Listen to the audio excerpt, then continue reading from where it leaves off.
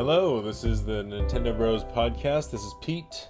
And this is Derek. And this is a very exciting episode. It's like the Christmas time of Nintendo discussions. I just described that to my girlfriend. I said, this week is the Christmas of video games, so just be prepared. Yeah, I mean, in my last, I'd say 2 decades, I'd say Nintendo's E3 press conference is more exciting to me than Christmas Day.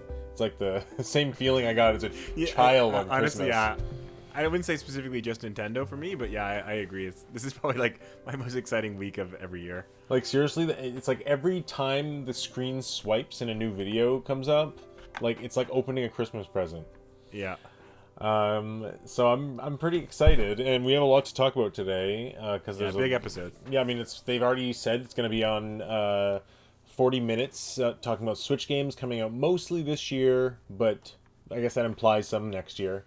Yeah, one thing that was interesting, if we're touching on this now, I think it said software. I know we haven't, we've talked about the Switch Pro in other episodes. Do you think it's going to be shown at E3? Well, I mean, just to be current, because you just never know with the Switch Pro with all the rumors when it's going to be announced. But people speculated it was going to be announced within the last 2 weeks. I think as of now, because it's Thursday, right before E3 in a few days, I don't think it's going to be announced before E3. What do you think? I don't think before. I'm more curious about, do you think it will be on E3 when their E3 direct announcement said software? Okay, well, yeah, I predict that we'll hear nothing about the Switch Pro at all. Oh, interesting. Okay, I was the opposite. We can talk about that later. I was just curious. Yeah, I think that the Switch Pro is going to be released in September and probably announced in August or late July. See, I have September too, but I have it at the E3 Direct. I just can't see them announcing it that far in advance based on their history of announcing not new consoles, but like iterative updates. Like the DSi, the DS Lite, the 3DS XL. Like they never announced it too far away from the actual release. So I just don't see them, because think about it, the sales of Switch will just kind of drop. Yeah. So I think it's got to be a pretty quick announcement to release, and the rumor says that they're putting it into manufacturing in July, and it's a lot of people speculated it has to do with third parties, but I don't believe that there'd be any software or games available that would be exclusive for the Switch Pro that would be ready in development. Do you know what I mean? Like the Switch Pro dev kits won't have been out for that long that a team could have like a dedicated game ready to show off. And if a game like Metroid Prime 4 is a dedicated Switch Pro exclusive, it's not going to be shown off. You know what I mean? I think that's how that's going to be targeted. Like we're only going to see games that are playable on regular Switch this year. Switch Pro will be announced later. It'll be like, oh great, everything has a little bit of a 4K bump. We'll get FPS boosts, frame rate boosts, but and eventually we'll get exclusive Switch Pro software, I think, but I don't think that's going to be at all the focus. So it won't matter for what they're showing off at E3. Okay. With that said, I think that there's going to be games that they show off. We'll talk about our predictions in a second, but there'll be games that the trailers I hope and believe we'll watch and be like a little bit curious about how amazing it looks. How could that be running on a Switch? Yeah, that's the hope. Yeah, and exactly. Then we realize that it's actually 30 frames a second on Switch, and 60. The trailer that we saw in 4K 60 frames was on the Switch Pro. Yeah. Which I don't care about. Like I'll enjoy that. Yeah, so a lot going on. Okay, Derek. Well, I guess I went through a list of questions for us to get through the E3. I'm not gonna go in the order that I sent them to you. Yeah, you can say whatever you want and I'll jump in. I want to know right now at the beginning of the conversation, before we talk about what's your excitement level for E3.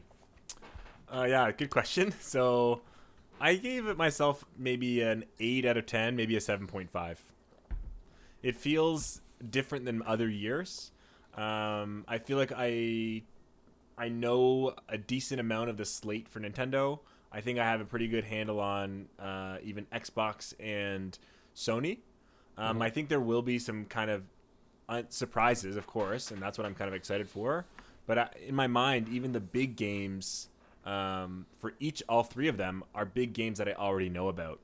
So I hope there are some surprises that will kind of wow me, and that's what I'm looking forward to. Like to get to the 8, 9, 10 It's the unannounced games, like the games we don't know anything about, the games we're surprised by.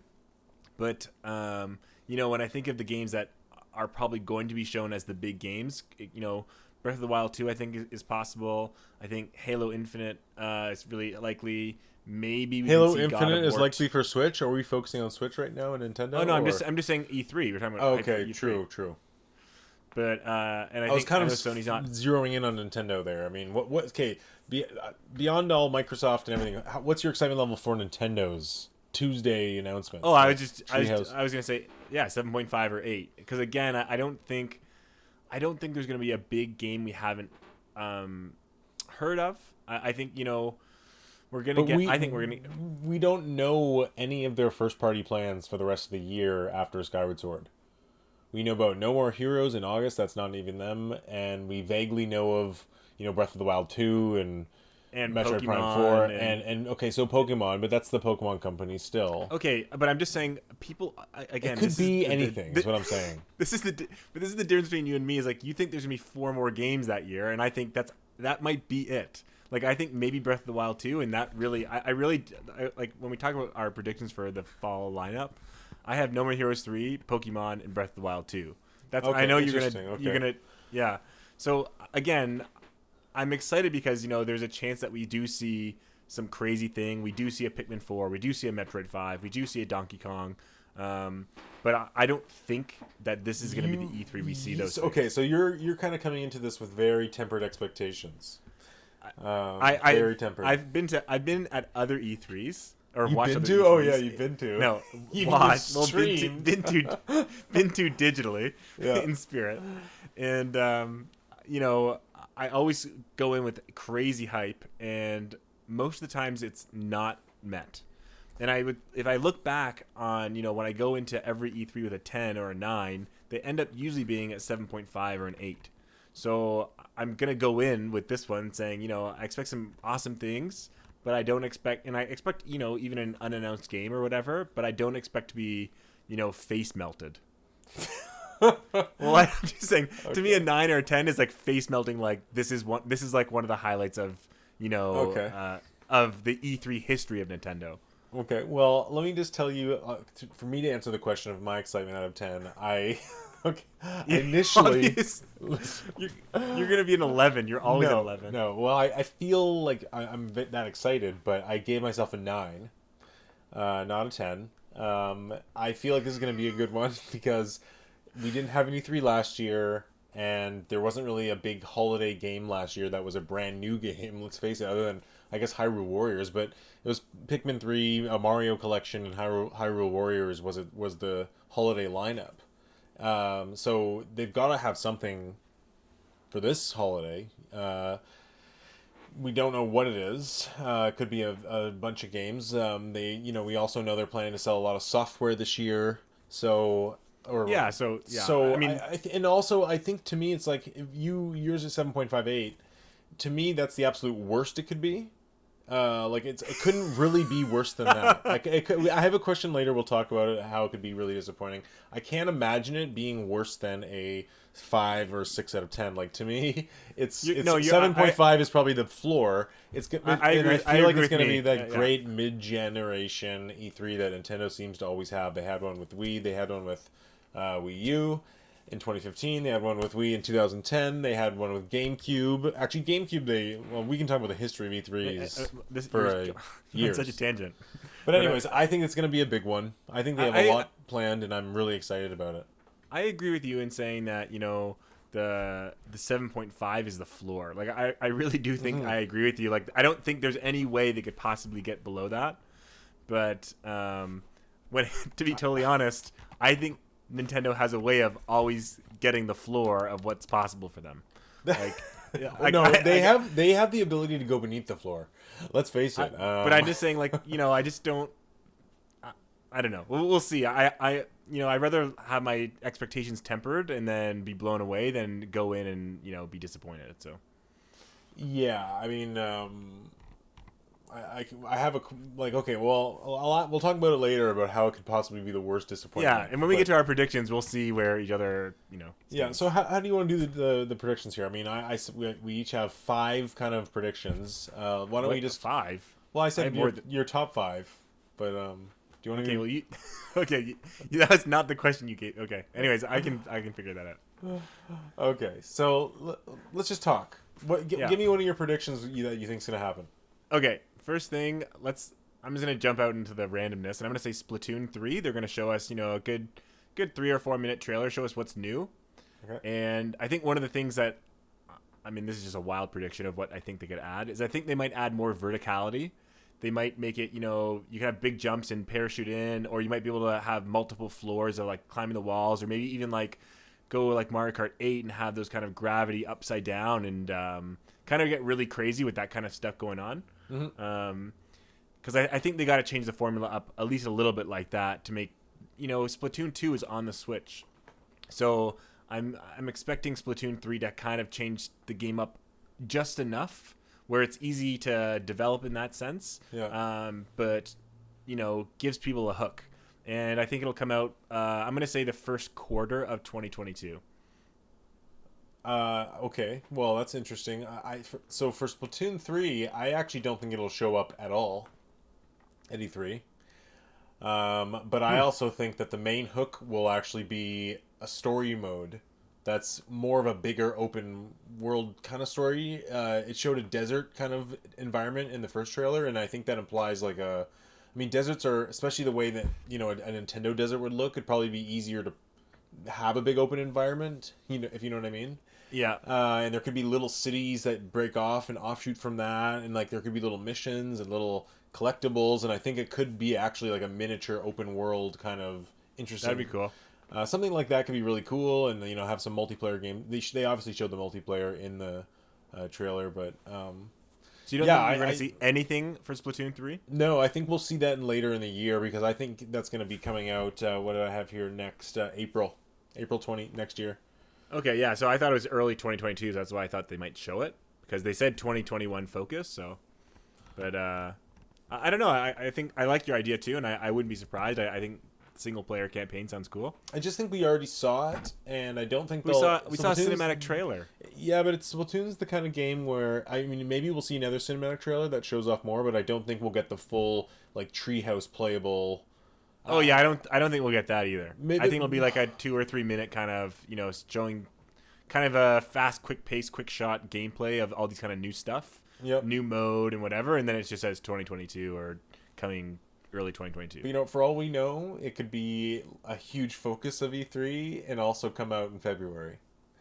Like it could be a huge we're really focus shooting in the wind here. That's it could be what I love about it. But it could be their holiday game for all we know. No, it's not coming out this year. They said 2022. I know you're right, but I'm just saying you never know. Don't predict a game to move up in dates with Nintendo. I know, and especially during once a decade where we are in the world. Yeah, exactly. That's why I gave a 9 out of 10 to my excitement level, because I know with COVID there could be that real, delays of games that we don't see much. Exactly. Yeah. Okay, do you want me to? Here's one of my predictions. You go. We'll go back and forth. I think we'll see Metroid 5, or Metroid with another subtitle, a 2D Metroid game from Mercury Steam with assistance from Sakamoto, the original Metroid creator. I think they're going to go all out. I think it's going to look awesome. I think it's going to come out in September. I think I'm really... I mean, with all the evidence pointing to this, there's so much smoke. There's got to be a fire. It was announced. Sorry, when Paper Mario, the 3D All Stars, Pikmin 3 Deluxe were all rumored. They were rumored alongside a 2D Metroid game. It was probably originally planned for next year. That Emily, I can't remember her name. Laura K. Dale, I think her name is. Is that her name? Something like that. A lot of people are hinting at it. She basically put her stake on it and said she's really sure that's going to show up. Mercury Steam has had to be working on something. It's hinted at in Metroid: Samus Returns. It's just all the things are lined up for this to be a thing, and I think it's happening. Yep. So I'm actually disagreeing with you on this one, and for reasons you might not suspect. So I actually think we won't see Metroid 5, and kind of what you said for Splatoon. I think it's actually going to be in another direct closer. I think it's going to be like, an August direct or a September direct and come out within 6 months of that. I don't think, again, I mean, it's nicely to Mercury Steam. I don't think they're the coveted developers of Nintendo. I don't really have high, I mean, I hope they blow me away, but I don't have high expectations for their game. So I can't see Metroid 5 being shown off on the E3 stage because I did not like Samus Returns personally. I thought it was an okay Metroid game. Really? Yeah, it's probably my least favorite 2D game, and it's definitely worse than the Prime. So yeah, but you got to remember, Samus Returns is a remake of probably the worst Metroid game. So it's yeah, tough. but even then, I know you're right. But even then, I didn't like the way they did the graphics. I didn't. It just wasn't for me. I mean, again, if they do HD, if they do HD and really amp it up, which they've had a lot of time to work on it, if they are working on that. So I'm not gonna, I'm not gonna hear and bash the developer. I've only played their one Metroid game, and it was okay. I liked it. I enjoyed it myself. Well, you like everything Nintendo. No, I just thought it was a good. I thought it was a good game. It was very competent and had good music, and it was a I thought it was good. It was a good way to experience that old game. They recreated it enough that you could play Metroid 2 without having to go back and play it black and white archaic Game Boy. Yeah, I thought it was good. Like, it's okay. It's a 7. Yeah. But so I don't think we'll see it. But at the same time, again, if that is shown, it doesn't melt my face. It's not that face melter. Well, you just don't know how it'll look because you got to remember that this is the team that made Castlevania. And again, totally, like I said though, I'd rather be low expectations than get blown away, and it could look, as stunning as Ori and the Will of the Wisps. That game is on the Switch, so yep, it can get to that level. That's what I mean.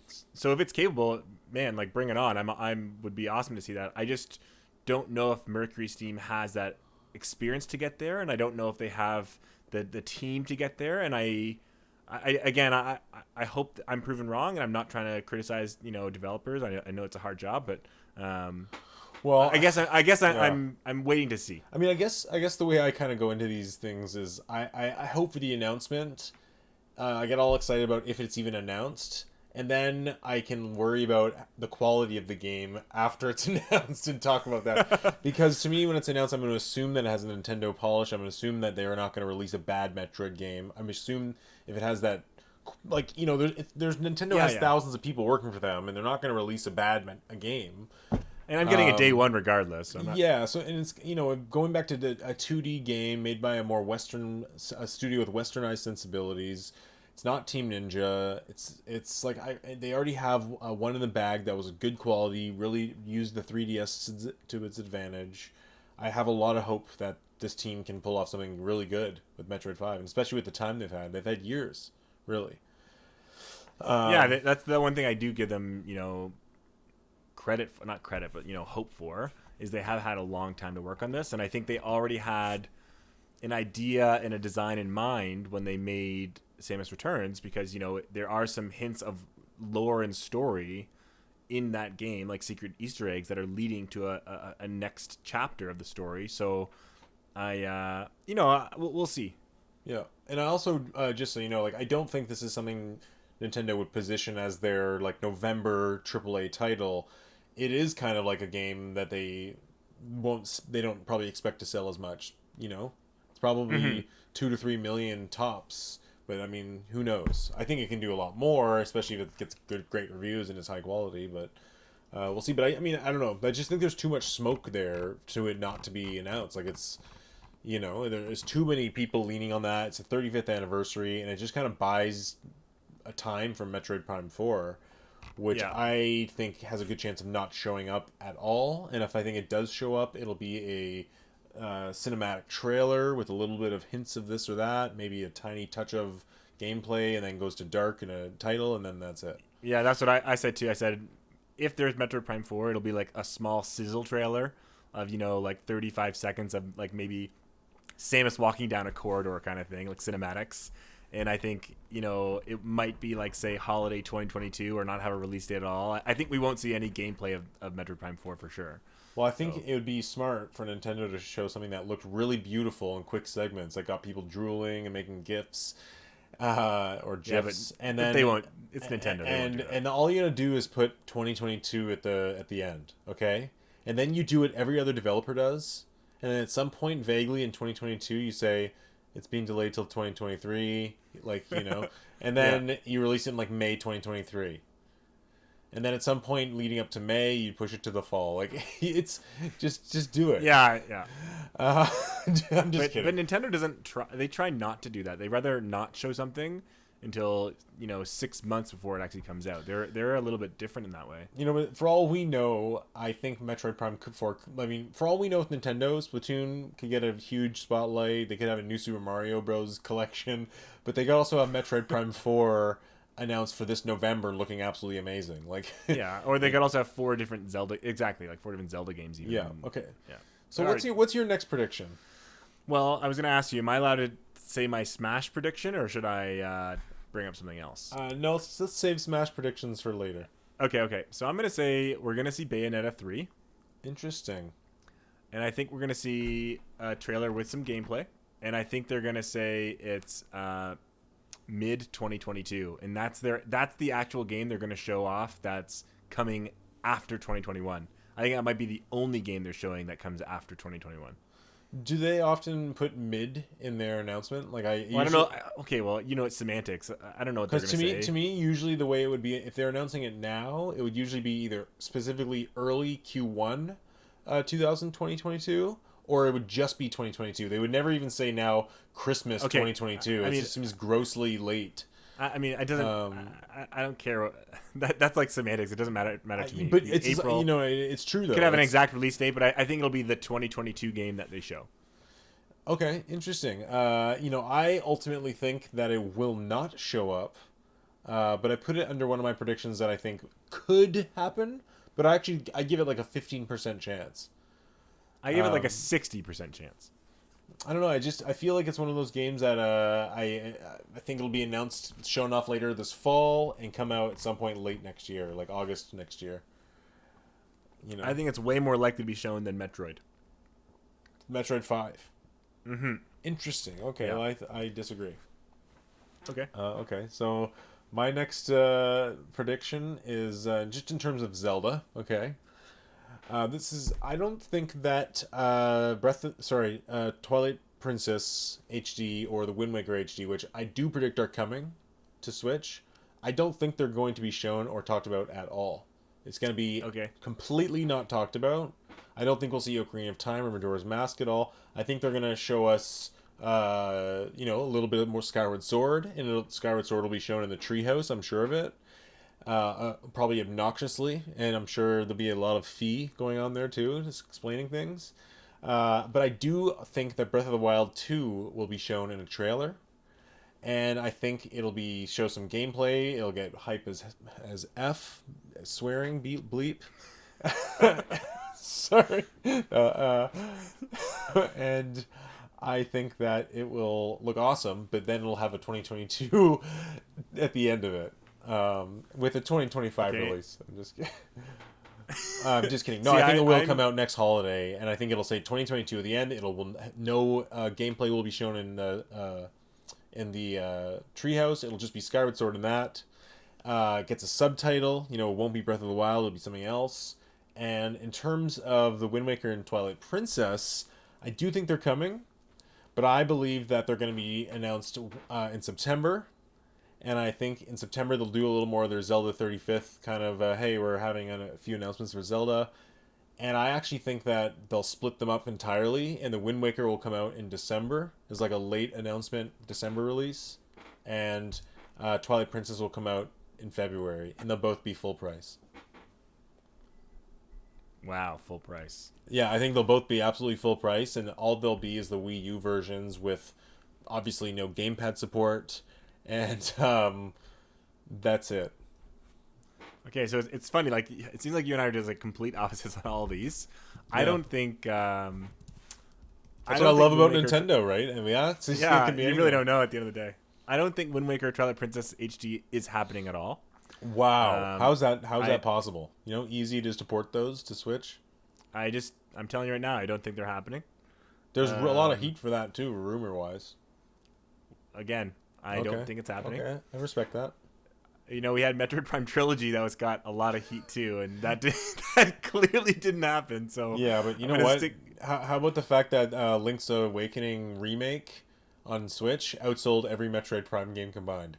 So Zelda's a much bigger franchise than Metroid. I'm sure. I'm just saying. I think if I think about it really, retrospectively, why would they show Skyward Sword and not show either all of them at the same time, or show Wind Waker and Twilight Princess first?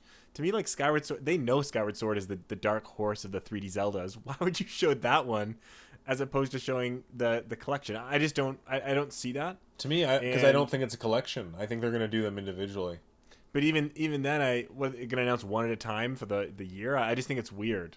Like, well, to me, Zelda's it's such a feast of a game that to release them in a package to me is like almost it's like too much.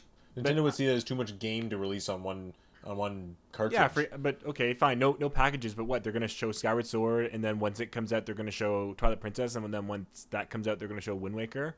No, what I think they'll do is they'll put a lot of focus on Skyward Sword, hint at Breath of the Wild, get everyone hyped about that, and then in September they'll do something like a Zelda 35th anniversary direct where they'll announce Twilight. They'll announce all of it. They'll announce Twilight. Wind Waker. I know you said that. They'll give another glimpse maybe at Breath of the Wild 2, and maybe that's my prediction. I know. Yes, you've already said it, but I'm just saying, why would they already have shown 2 of those Zelda games and then hold the other 2 for another event? Why wouldn't they hold Twilight or Skyward Sword for that other event? Why wouldn't they show all 3 at one event? Why show one and not all 3? Skyward Sword is the last one to have been remade. So I think they had a plan a few years ago where they said, we're going to go through and remake all of them. They did the N64 ones on 3DS. Not remake, but yeah. Remaster. And then they did the Wind Waker, then Twilight Princess. So it was kind of like a project it seemed to be going with Nintendo. So Skyward Sword is the natural one to go to after Twilight Princess. As well, okay, I mean, if you're thinking in terms of sales, I think the smartest thing to do is what they're doing. Release Skyward Sword first, put a focus on it, get everyone excited about Zelda for that game. Don't show them the better Zeldas. Don't say, hey, we've also got this beautiful Twilight, the Wind Waker coming later this year. So everyone's like, oh, I'm not going to buy this Zelda now, the worst one. Or the one that's not as good. I'm going to wait for that one later. And you know what I mean? They're not going to overload people. It's a good way to, kind of stretch the sales out, I think. And I think they're in a tight spot where they can't announce if it is a package or a collection package, or they do a similar thing to 3D All-Stars for Mario with a, kind of a ROM-style Zelda release package. It'll be weird to announce that now, too, because it's like, okay, well, I'm going to buy Skyward Sword when I have 3 Zeldas coming out later on, or 2 on one package. So I think they'd be cutting the wings of Skyward Sword a lot. I think they want to give Skyward Sword a lot of focus. I think, and I think the way I think showing a Breath of the Wild 2 name and trailer will kind of get away from it's just market. I think it's just going to be their marketing tactic. I just don't think it's going to happen, but we'll see. Okay. As far as Breath of the Wild 2, again, total opposite of you. I think it's going to be actually the main focus of this E3, and I think we're going to see it come out this year, this holiday. And I think we're going to see it alongside that Switch Pro. I think the Switch Pro will actually come out earlier. Okay, so this is your next. This is your next prediction here. Well, you were talking about Breath of the Wild 2, so I'm kind of bringing that in, but I'm explaining why with the Switch Pro. Is I think, again, I said it in other episodes. I think they want to have that Switch Pro come out with a reason for people to buy that and jump right away. And I think Switch Pro comes out in September, and then Breath of the Wild 2 comes out 2 months later, 3 months later. For the holiday, I think that's the reason people will jump onto the Switch Pro. Well, yeah, but you got to realize we are living in an atmosphere where every single Switch that Nintendo makes is sold, and every single Xbox and PS5 is sold. It doesn't matter what game comes with it. They could have had that plan and chosen to delay Breath of the Wild 2 and said, hey, all their plans could be shaken up due to the COVID, and then but they're still okay to release. I know they're still selling well, but if there's one thing I know about sales, is especially down around the holidays, you need a fervor. You need people to go insane. And if you have a new Switch that's 4K awesome and a new Zelda, people are going to go crazy for Yeah, that. it's like Halo Infinity. What's Halo Infinity? Exactly. It's like you're just going to, especially when now, exactly. Now that there's 2 new consoles that just came out, you want to be all consuming.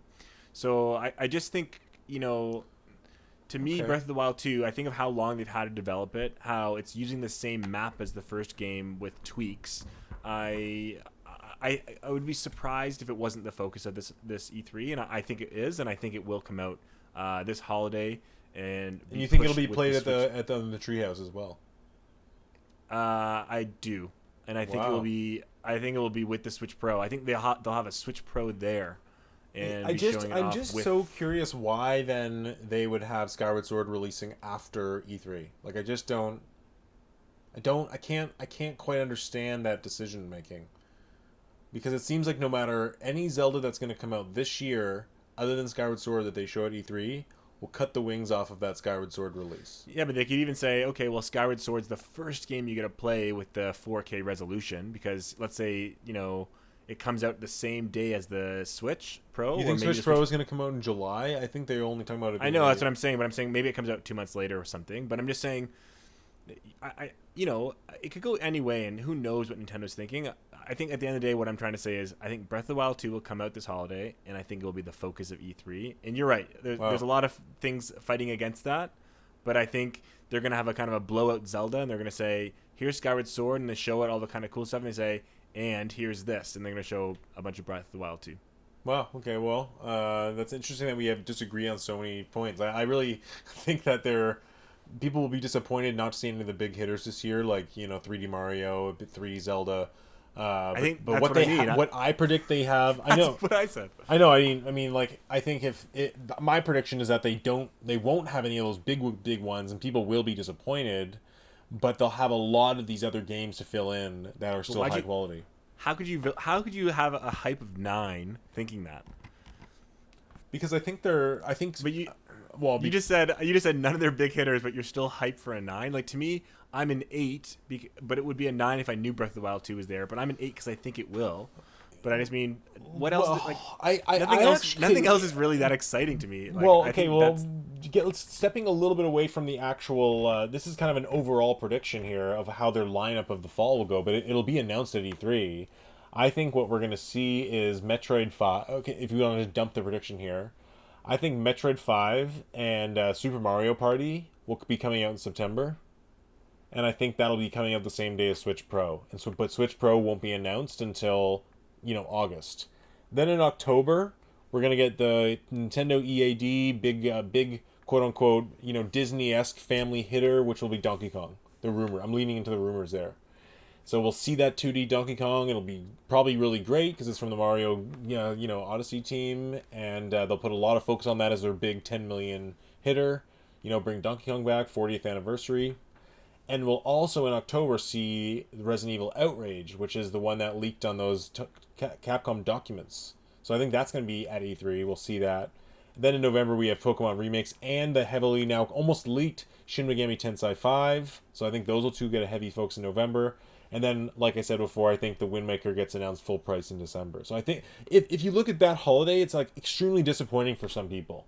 They'll say, oh, a bunch of Metroid and Donkey Kong 2D games. And then what else is there? Where's the big 3D Zelda? Where's the big 3D Mario? Where's the big 3D? Yeah, if that's what it is, like I'd be excited for that. There's a lot of games that I'd want to play there. That's my prediction. But I agree with that prediction. It's a cool one, but I don't think that's what is going to happen. I think we're just throwing the opposite direction here. Mm-hmm. I'm putting all my chips in the exact opposite, where they don't actually have a lot of games, and they're just putting it all on Breath of the Wild 2, and they're just saying, here's the Switch Pro, here's Breath of the Wild 2, get them both.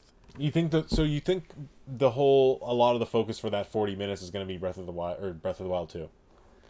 No, I think they'll show Skyward Sword, and I think I agree with maybe Super Mario Party, and I think they'll have a Pokemon thing, and they'll have one of my predictions is a bunch of garbage I don't care about, because I think they'll have that sizzle reel of 8 minutes of just games that really don't interest me. Mm-hmm. They'll have a 6-minute thing. They'll have maybe not 6, maybe 3 or 4 minutes of the Smash character, and at that point you're already at 28-30 minutes, and then you throw in Bayonetta 3 and maybe Splatoon 3. Well, you're just talking about some big maybes there. If I saw Bayonetta 3, I'd be very happy.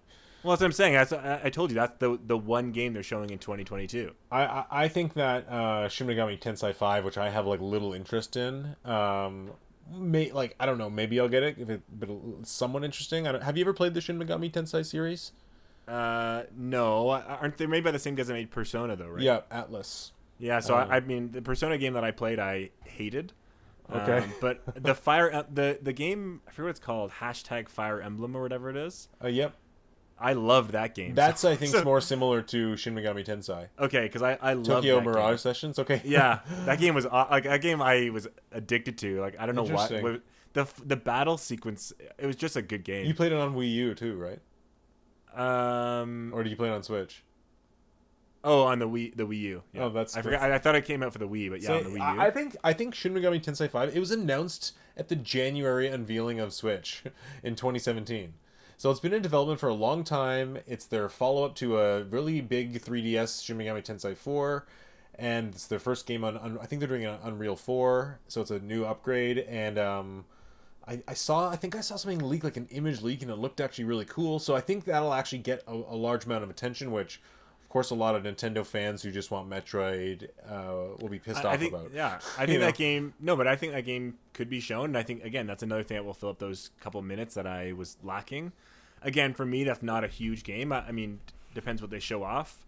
Other games that they could show off is, I mean, there's third-party games too. Like I think of Project Triangle. I think there could be. I don't think we'll see that one this year. I think we'll be seeing that next E3. I think we'll see that at Square Enix. Honestly. Oh really? Maybe just a quick gameplay trailer, but I don't. Yeah, so I mean, I think they're going to talk about the beta and then talk about maybe like 2 or 3 minutes of what's kind of developing there, but it's not anytime soon. Or have like a new demo. I know they're exactly. Yeah. Okay, well, anyways, that was my next prediction that Shin Megami Tensei 5 will get a November release with a lot of attention. It'll kind of be like the darker version of the Pokemon coming out, So that's okay, what's your next prediction? Well, my next prediction was bunch of garbage I don't care about. Okay, that's not a prediction. Okay, but I can talk. That's actually all of mine besides for Smash. But I can talk about things I don't think we're gonna see. Okay, well, let me get my last 2 predictions out of the way here. Okay. So I think new Mario Party gets announced for the fall. I would totally on board with that. I wouldn't be surprised. I think it's gonna have some heavy online modes, hopefully, and I think it's gonna be just as weak as the first one. Okay, well, the first Super Mario Party, but we'll see. Yes, of course. And I think that and Mario Golf kind of like will carry the year of like Mario Sports. It kind of gives that family game. I think without Mario Party, you kind of, at least with my predicted lineup, have more single player focused games. Even with Pokemon and Shin Megami Tensei, and if your prediction of Zelda, like they kind of need something for the family in the wintertime multiplayer craze. I think there could be a WarioWare too. Yeah, I predict a WarioWare coming next year. Because there was a focus group survey that went out. I know from Nintendo. Yeah, asked if people would pay for it, and probably everyone said yes. Yeah. Also, WarioWare Gold, which looks awesome, and I just wish it came out earlier in the 3DS's life because it came out so late. It looks like an awesome WarioWare game, and it's too bad that it's like got cut off on its wings because it came out for a dying handheld. They could easily just take WarioWare Gold and make it like Gold Deluxe, and it'd be great. And add in the Wii Smooth Moves, or is that the one's called Smooth Moves for Wii? Add that version into it, and package it, and I'd be there, game. Yeah. Because you could easily do that on Switch, and I'd probably prefer that to over having a new one. To be honest, just like give me all the old ones in one. Finally, you can do Twisted and the touchscreen and the all the different options, the Wii controllers. You can literally package it all. So, I actually think that WarioWare could be shown at this E3, but it'll get an early 2022 release date, which will be February. And the reason I think it'll be not this year is because I predict it'll be Mario Party. I think the Mario Party brand is bigger, but WarioWare's got to be on the tables. It has to come eventually. I wouldn't be surprised either. Yeah, I wouldn't be surprised either way. I think we'll see something like that at E3. I agree that that'll be probably Party, but yeah, I think it could go either way. You're right. I mean, it could be like where Mario Party doesn't show up, but we see a really cool looking WarioWare. I like WarioWare a lot better than Mario Party, so that excites me more. Mm-hmm. And my last prediction out of my kind of top predictions here is I think that Resident Evil Outrage, I think I already talked about it, for Switch is going to be finally unveiled. coming this Is fall. that supposed to be Revelations 3? No, it's supposed to be called Outrage, but it was apparently Revelations 3 was in development, and they it was 8 for a bit. And I don't know. There's all this, you can look into it, but there's a lot of rumors about where this game has been in development over different cycles and formats, and I guess they are now working to make it exclusive for Switch, or at least timed exclusive, as part of a deal with Nintendo. And obviously Switch is super popular, and Monster Hunter's doing really well. I haven't heard anything about this. So that's oh cool. no, it's like when documents leaked, like Capcom had a major leak earlier this year, and that's how people found out things about Monster Hunter Rise and how much Nintendo paid them for exclusivity. And actually the PC version of Monster Hunter Rise leaked, and also had a bunch about Resident Evil. So to be honest, my predictions overall, like with Metroid 5 and Donkey Kong and Resident Evil, like I'm the one leaning heavy into these rumors, and I actually, the reason that I believe that Breath of the Wild 2 is not coming this year is because of these rumors of a Donkey Kong from a Nintendo Mario team, which makes sense, a Metroid team, and Resident Evil, like Pokemon remake. It's gonna be seen as a really good big holiday, and I think No More Heroes 3 in August will be good. So I think people will look back on this holiday as a good one. But yeah, I'm just kind of leaning into the rumors. So that's all my 5 predictions. Anything else you think about? Like, do you think there'll be a one more thing? I honestly think the one more thing is either going to be Bayonetta 3 or the Metroid Prime 4 sizzle reel. Okay. No chance of a Monolith Soft like Xenoblade trailer early. I don't know. New IP. It's complicated because I think Monolith Soft could be. It's one of those teams that also helps other teams. So I could see them helping with Metroid Prime 4. I could see them doing their own thing but not showing it. And again, you've kind of brought up this point where... Well, Monolith Soft has multiple studios, and one of their studios is a support team, and one of them develops new games. So it's like they always are developing a new game. They've been growing huge. Yeah. Like they're Nintendo's biggest external first party right now as far as people. Like there's a huge staff. They've been working on something since Xenoblade 2. There's a lot of heat around them announcing something. I don't think we'll see it at E3 for the reason that you brought up earlier, which is, I don't think they're going to show all these things at once. Again, you might say my E3 is already pretty dry, but I don't think we will. Mm-hmm. The one thing I do want to say is, we have very different opinions, but I would be excited for either E3. And that's kind of what you brought at the beginning where you said, what's your hype level? Like the bottom would be 7.5 is, again, I just, even if it was mine or yours, I would be excited for both of them. Mm-hmm. So same. It's, and again, I'd be very excited. I'd almost be more excited for yours because of Breath of the Wild 2. That's what I'm saying. Like, I think they're both they're both really cool in completely opposite ways. Yeah, like I don't necessarily want a fall that's full of Warioware and 2D Donkey Kong and the Wind Waker. Yeah, that's not that exciting to me as much as Breath of the Wild 2. I think part of my tempering my expectations is expecting Breath of the Wild 2 not to be this year. Okay, so yeah, for me, tempering my expectations is the fact that nothing's coming out that I care about except for Breath of the Wild 2. I think if we're talking about the big 3, in my opinion, which are Metroid Prime 4, Breath of the Wild 2, and Bayonetta 3, I think actually Bayonetta 3 has the biggest chance of being shown and unveiled and released this year. Okay, interesting. Yeah. Interesting. Breath and Metroid Prime being the lowest. Oh, for sure, yeah, definitely. So there's been a lot of speculation about Microsoft and Nintendo, those switches on Phil Spencer's desk. Do you think there'll be anything with Microsoft and Nintendo? I think it's possible. I mean, I don't know if we're talking about Smash characters yet, but mine slightly relates to Microsoft. Okay, we'll get to that next. But I'm not sure. I'm just trying to think of, because Cuphead's already on the Switch too, right? That's how I play Cuphead. Sorry. Yeah. So Cuphead and Ori are on the Switch. Both Oris. I'm just trying to think of what game really would work on the Switch that people that own a Switch would actually get. Well, I mean, to me, it's Banjo 1 and 2 remastered. I could see that happening, for sure. That'd be great. other than that, maybe it's Halo. I feel like some even just a Halo. Yeah, I could see the Master and Chief Collection being shown off when they show the sizzle reel of the Switch Pro. That's the kind of thing that, like, to be honest, I don't even think it'll be the Master Chief Collection. I think it'll be like a full priced Halo 1 and 2 collection, or so, you know what I mean? Because they're not going to work on re-engineering some of those higher end games like Halo 3, which is for 360, or the ones for true. Xbox One. I can't remember which one it was. Halo 5. Like, they're not going to re-engineer that for Switch. They're just going to release 1 and 2 and put a basic multiplayer mode in and like strip it. It'll be stripped down. Maybe they'll put a little Easter egg for Nintendo in there, and then that'll be. I think that's the kind of thing we get from Halo. Like, it'd be a different thing. The other thing that I actually think is more likely from Microsoft is for a game to be shown that we haven't seen yet at Microsoft's conference that's coming out on the Switch. Yeah, like a big family-friendly game or something. Or just, more of an adventure game or a platforming game. And because... Yeah. I mean, Microsoft, Minecraft, there's always Minecraft. Exactly, yeah. Anyways, so... without Smash, that's my prediction for Microsoft and Nintendo. Okay, well, let's get right into Smash. Oh, by the way, I don't think we'll see anything from Microsoft and Nintendo. I think that there's a lot of rumors around that are just leading nowhere. And I think we've almost I think it's unlikely. We've seen it all.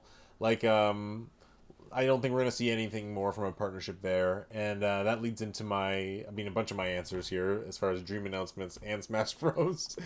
But, okay, so you tell me, let's talk about Smash Bros. Like, how do you think Smash Bros. Will be at E3? I think they'll show one character. Okay. And I think it'll be the first thing they show at the Direct. Okay. And I think the character will come out in early July. Okay. And I think it's going to start with this, where it's an Animal Crossing back screen. Okay. And you're going to see Isabelle, or whatever her name is, doing some silly stuff. And then all of a sudden she looks up in the sky, and a portal to hell opens up. And all these demons come, and she's like crying and running around in a circle, doesn't know what to do. And then the Doom guy shows up. And he picks her up on his shoulder, and he's like, it's like time to shred. The Doom Slayer shreds the competition or something. And then I think it's going to be the Doom Slayer will be the character.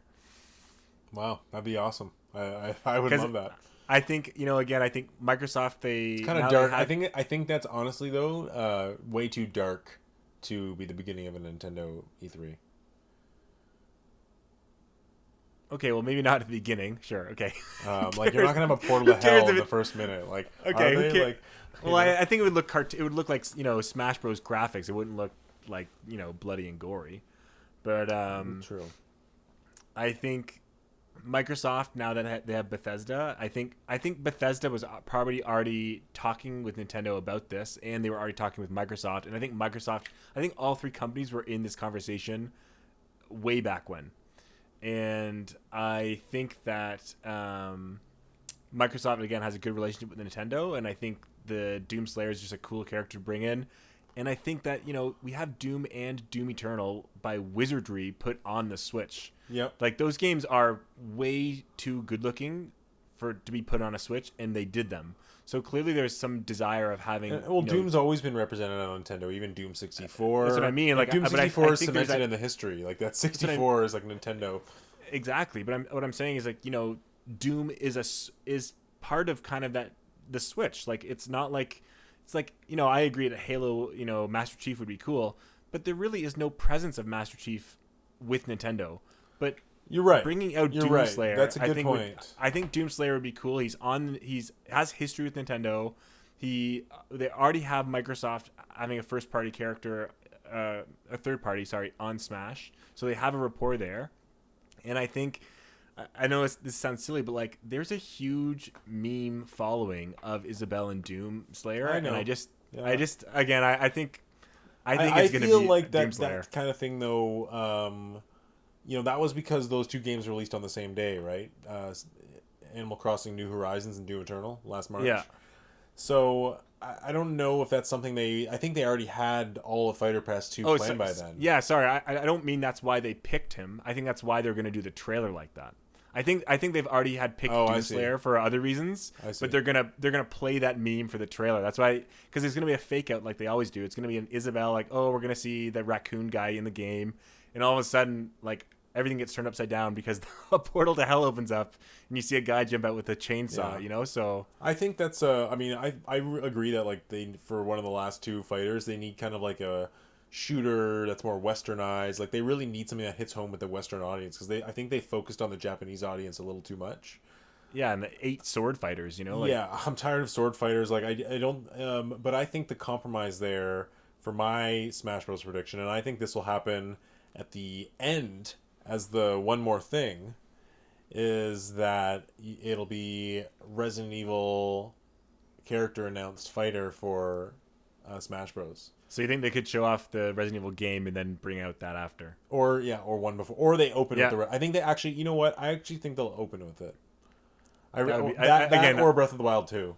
I think I could see Resident Evil being there too, and I think that would be awesome as well. So I wouldn't I wouldn't complain about either of these. I think they both fulfill that kind of like same almost character spot. For the audience. I think it's like a badass human. Yeah, that has like character, wicked kicks and a grenade and stuff like that. And I think I almost feel like I'm leaning up more on the Resident Evil side, just because it has more of a history with Nintendo, and also with Capcom and Nintendo, and they haven't really had a Capcom character on this entire either Fighters Pass, have they? So. No, I guess Dragon Quest is Square Enix. So I don't know. So Mega Man, I think it's just Mega Man, right? Mega Man and Ken and Ryu. Oh, Ken and Ryu, yeah, okay. So anyways, I think that's what my prediction with Resident Evil. Yeah, I think we'll see a big Resident Evil Nintendo. It's like it'll be Nintendo's big, kind of edgy game for their fans this holiday. Okay. Yeah, but I think it'd go either way. I'd be happy with that. And then my second character, which I actually think could be announced at the same time. I actually really think it'll be like 2019, where we see it open with a Smash announcement, and then we'll see another Smash announcement at the end. And they'll be the last two. And I think one of them will be Toad, like I said. And I think the reason they're going to have to show them together is because they know that there's too much anticipation around the last fighter. I would be willing to agree. I would be willing to accept that if you said Captain Toad. It might be Captain Toad, yeah. I think Captain Toad is understandable, or Waluigi. I don't think Toad is understandable. Sorry, my prediction for both the Resident Evil is just Resident Evil Fighter and Captain Toad / Toad. So I wasn't that specific, because it could be either or for both. And then for Resident Evil, it could be Wesker, it could be Leon, it could be skins. Who knows? It could be Toad. It could be Toad with Captain Toad skin, and have a bunch of skins of all different things that Toad wears and is. I don't think. I honestly don't think it's going to be Captain Toad. I'm almost 100% sure of it. I think it will be. I think it could be cool if it's like he has a costume that's a Captain Toad. He has one that's a regular Toad. He has one that's like the old Toad. One that's Toadette. One that's, and it's like they're all the same. It doesn't make any sense. It doesn't make any sense. Why? Because Peach, because of her move. Yeah, and think of the size of Toad in that game. What are you gonna have, a Toad that's 3 times bigger as the fighter? Like, no, he would be a short fight. He'd be small, and he'd also be really fast. He'd be like a Kirby height. But that Toad is smaller than Pikachu. Yeah. I'm telling you right now, I'm willing to bet. I'm willing you think willing just to bet, because of Peach's move? Okay, well that's a good counter argument. I mean, that's probably the strongest argument not to have Toad. I just think I think Waluigi. I think if we're talking about those kind of safe, first party, I think Waluigi has a better chance. And then what do they remove him as an assist trophy? Yeah, sure. For what if I didn't buy the DLC? What if he's my favorite assist trophy? Okay, I mean, you're right. Like, yeah, so I think Waluigi's out too. That's more of a nightmare than a bunch of Toads, and I think Toads is a celebration of Nintendo, and I also think that it's. I don't know. Well, we'll see. I'm really excited to find out. Yeah. I'm really excited to find out. Let's just agree it's going to be Gino, and then call it a day. I mean, I honestly hope it'd be Gino and Master Chief. Those are my two. Gino's my number one, and Isaac from Golden Sun. But I think if we're doing predictions right now or whatever, I don't think they'll show a second one. Well, they might, and I think it's going to be Sora from Kingdom Hearts. And that'll be the final one? Yep, or it'll be Dante. See, I just think the final one, I don't know, like, I think Nintendo would have put thought into the final character announced in Smash Bros. Ultimate, and it's not going to be That's why I think it's Sora. Sora is the big main character that people want in Smash. She's the number one. I think the fact that Sephiroth was announced negates Sora in a lot of ways because we already got a Square Enix representation, and I just don't. Yeah, but he's a Disney character. He's Disney. I don't know. But still, it's Square not about Enix, Square. It's still not. No, JRPG. it's not. No, it's not. It's not Square Enix. They don't even. No, have but to talk to Square. they develop the game. Square Enix develops the game, even though Disney publishes it. Yeah, but they don't have to.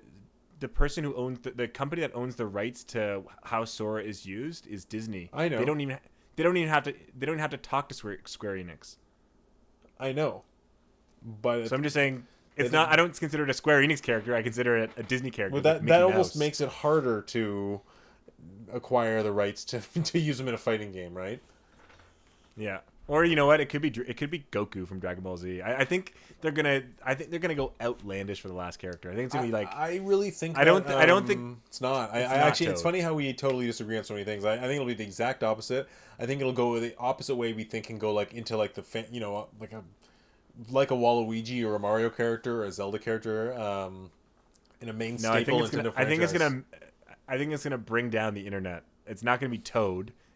I know. Toad I understand would bring down the internet. Are you serious? No, it would not. It would be so much flack. People would be so upset. Exactly. I know, but I'm saying I think they're gonna. I'm sure that the head people of Nintendo and Sakurai sat down at a table, and they said, "What is the biggest character we can end on? Because we know anything less than that won't work." And they sat down. And they named 3 or 4 characters, and they said, "Get us one of those." And I think it's gonna be. I'm betting Sephiroth was one of those characters they named, and they got him. And I'm betting one of the other ones they named was Sora, and they got him too. Wow, and I mean, I wouldn't be surprised if Dante or Goku. But I don't know. I can also see. You had an old prediction of Paper Mario, which I could have seen too. That one, I think so too. That's one of my top most wanted. I think Paper Mario's just a cool idea and cool moveset. To me, like it's almost like the only character they can announce for the final character that'll make people happy, that makes sense to me, is in the Mario universe. Or like a... What about Impa? No, still. It still doesn't feel big enough as a final character. And there's something about Mario that just kind of feels like coming back around to Nintendo. And third party wise, it's so divisive what's special to somebody. What about King Boo? I mean, I think just for the trolling of it, because King Boo's always like that throwaway extra in like a tennis and a kart game, right? He's in a few Mario Karts, I think. But I mean, there's so many that could fit that role. I mean, like even Birdo would be. There's so many that could fit this role. I would almost be disappointed with Dante though, because we've had so many sword fighters. I don't want Dante either. I just know that Sakurai, that was like one of the characters he wanted most. Yeah, did you say Birdo? Yeah, Birdo would be a great idea too. Yeah, but I almost see that Birdo should have been an Echo. But well, I just think something like that it's like people will be kind of upset but confused and not know what to do, but at least it won't be totally divisive because everybody knows Nintendo and Mario and like it's kind of bringing it back home. And I think like Piranha Plant could have been the final one, and that would have been a good win end. It's just a different perspective of again, we imagine them sitting down at a board meeting. There's gonna be two. You and I have a different mentality. You're thinking of. They're saying, how do we damage control here? How do we end this and control the anger in the world? And I'm saying, they're sitting down and saying, how do we explode the internet with hype? What's the number one character that would just melt the internet or melt the the You don't Smash think fans? that Toad would cause more of a outcry on Twitter and across the world than like something expected like Sora? Like, oh cool, Sora's in it. But to me, it's like Toad is like that's the ultimate. It's the ultimate troll move. Where everyone's going to be like, oh my god, Toad can have this awesome back kick. You're going to get a lot of negative. I'm telling you right now, it's not Toad. Okay. I'm willing to bet, like... I just can't, I'm willing to bet my copy of Smash on it. Like, it's not going to be Toad. Okay, you know what? I can't wait to find out. And I think it's going to be... You know what? I just think it's going to be something as outlandish as Toad. Like, I just don't... It's nothing we can predict. I have a feeling I disagree. Do you think I think there's a good chance that out of all the characters we've just talked about and speculated on, none of them are the last two? I probably am gonna agree with that too. Actually, you know what I mean? Like that's the world. I never would have guessed Terry and Joker, but it's gonna be like It's gonna be like Shanti from the Genie. Yeah, it's like Shovel Knight or something. Like yeah. Jeez, yeah. Or like a Shadow the Hedgehog. Honestly, Tails would be. I would like Tails. I That'd would be like cool. Tails, but not if it's the last one. No, Like, but I would like Tails as the next one. yeah, Tails would be okay. The craziest, honestly, the craziest thing would be this. This would be the absolute bomb dropper, is if there was one trailer for both characters, and it starts off as Master Chief appearing, and then in some way they bring Kratos from God of War, and the That two of them are would just, melt my freaking brain. that's what I'm saying. If they had that, and then all of a sudden Mario appears, and he's just like, That would "Let's melt do-" my like, brain. Okay, that would break the internet and melt everyone's collective brain instantly. Like Kratos versus Master Chief in Smash Bros. Like, can you? I don't think Sony would ever allow that. No, Sony would never. But I'm just saying, how awesome would that be? God, I think I might have to raise my 9 up to a 10 for my excitement level just thinking about that possibility. Because Kratos was okay. I always had like the Hail Mary where, like, you know, if you really toss the ball across the entire football field, you catch it. That's the Master Chief announcement, and now we feel like it's actual possibility that Master Chief could be in Smash. Little hints here and there. We've had Banjo, but to me, to like kick the ball and it goes so far out of the stadium that it goes all the way on the moon. That's Kratos, and I think that would be huge and amazing. Kratos was alive. But I even like it's kind of funny because again, like how do you finish off Smash Ultimate as the final characters? And there is 2 slots, right? You could do like it could be something that insane. I don't think it is, obviously, but you know, we're talking about things like characters that we never guessed. That could be the character we don't guess. And that's why I don't know. I love Nintendo at E3 because it's almost like you feel like some sort of history every time. It's like, okay, this is history here. This is the final 2 Smash Bros. Characters. Like, this will be forever speculated and thought about and talked about. This is the ultimate Smash game. Like, there will never be one that has more characters than this ever. No, but I can also see this game getting released and re-released for the next 3 decades. I agree, but in 4K and 8K, you know, for sure. But I just, you know, like if it's Nintendo, like why not shoot for the stars? Why not phone up the friends you have at Sony and just see if they have any character they want to bring? Maybe it's, you know, I don't think it's gonna be Ratchet, but maybe Ratchet would be crazy too. I know, but I'm saying maybe if they got any Sony character, or they got any Microsoft character, just having one of any franchise from those 2 companies would be awesome. I feel like Microsoft is like more open to these discussions, and I honestly, I really wish that was true, but we've seen so little evidence. Like, Sony took such a large push and still is the furthest one out as far as crossplay. And that's just kind of something that's always, you know, I don't know. I don't have any faith in that. And the one thing that goes against that is we already have 2 Microsoft characters, and one of them's already on this Fighter Pass. Yeah, exactly. That's why I don't think Master Chief is going to happen. Yeah. But that's my next question for you, but I'll answer it because I've already kind of answered myself. It's one of the predictions that you think could really actually, like, one of the out there predictions that you think could actually happen.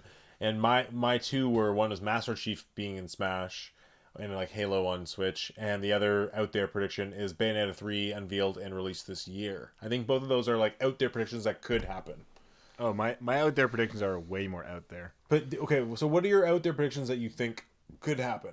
To me, like, okay, my out there predictions are, I'm going to start in the most reasonable one. I would say Mario and Rabbids 2. Oh, that's I have that as a prediction too later under third parties. Okay. And then I think Mario Kart 9. Oh wow, I don't think that's happening. I think it's out there, but I could see that happening. It's been a long time. That team could be doing something. If you want to put a slash on it, put Diddy Kong Racing 2 or whatever. I think that team is going to, you know, there's a chance that team is showing something. And then my wild prediction that I think could happen is a Super Mario RPG 2. Well, I mean, yeah, okay. That's not even my hope or dream announcement, but I mean, yeah. I a lot of those things you really never know what could happen. I feel like we might get a little bit of a break from Mario in general this year. Yeah, I can see that too. But again, I think Mario Kart 9 or a racing game could have a good chance. Yeah, you know what? I actually had a cool idea that I thought they might take Mario Kart 9 in a different direction. Because, I mean, I was thinking about it today. Mario Kart 8 Deluxe is almost like the Mario Kart Ultimate. There's so many characters, there's so many courses. It just seems like for them to go back and say, okay, how do we make Mario Kart 9 and not have 60 courses? And then what do? Add all 60 from Mario Kart 8 to 9?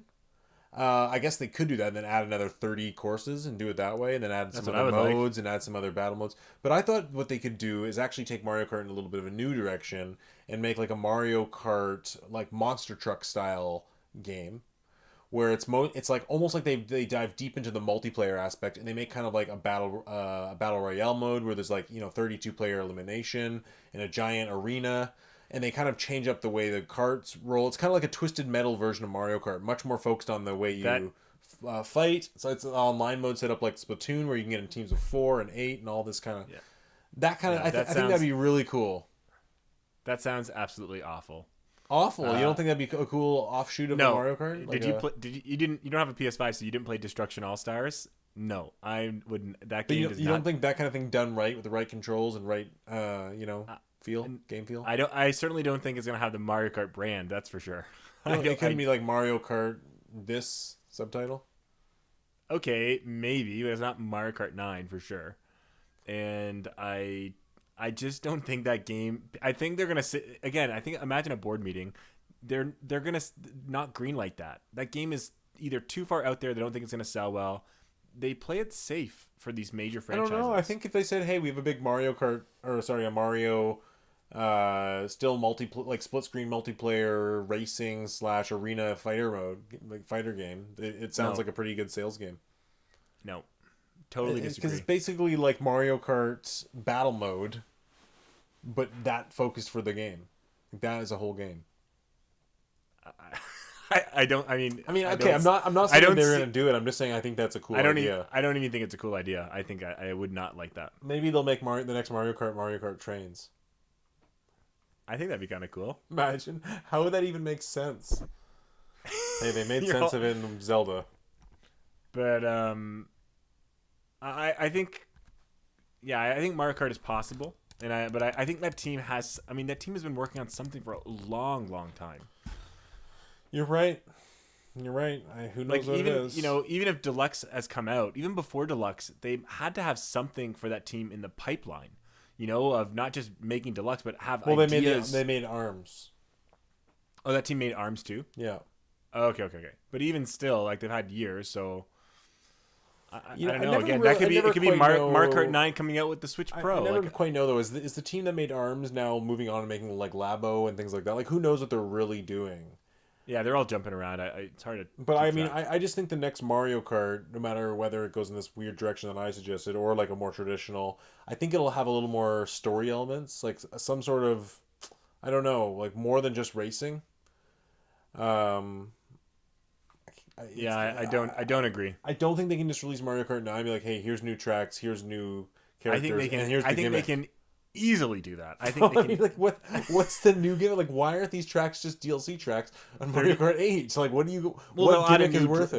They'll add a new driving gimmick. Like they what? always do. Two racers in one? Double Dash 2? Could they make that? They could, or I don't know, like they go far out and do like some time mechanic or some, I don't know, you can jump to another vehicle. I have no idea, but I'm just saying, Mario Kart, they're not going to do that. Mario Kart Wii had a bunch of levels, had tons of levels. How come they didn't do the same idea? No, they started again from scratch. They start again and again and again for that franchise.